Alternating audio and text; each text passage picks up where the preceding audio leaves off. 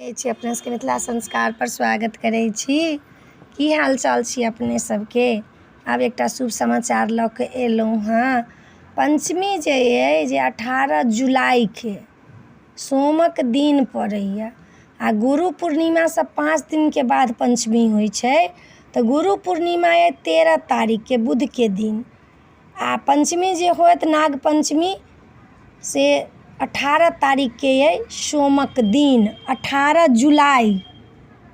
ये तो जून चल रहा 18 जुलाइके अइ नाग पंचमी जे बैसथिन पूजा करऽ वाली सबसे 18 जुलाइके बैसथिन।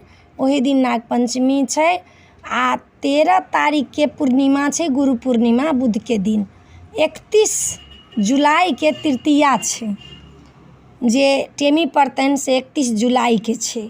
31 जुलाइके छै रविके दिन पड़ै छै। 13हे पूजा छै एहि बेर। 31 जुलाई रविके दिन पड़ै छै।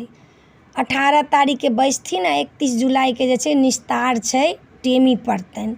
तऽ अपने सबके ई शुभ समाचार देलहुँ हँ जे मधुश्रावणीके पंचमीके जे सब नव नव जिनका सबके विवाह भेलनि हँ तऽ हिनका सबके जिज्ञासा रखै छनि जे कहिया कोन चीज छनि।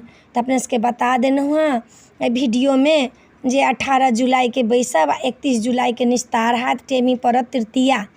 शुक्ल पक्षमे तृतीया होइ छै आ कृष्ण पक्षमे बैसै छै अन्हरियामे बैसै छै पंचमीके आ ई जोड़िया तृतीयाके खत्म होइ छै। तऽ ई बता देलहुँ हँ अपने सबके। एहि वीडियोमे इएह अइ। नीक लागत तऽ चैनलके सब्सक्राइब करब, लाइक करब, कहऽके नहि बिसरब। जय मिथिला, जय माता जी।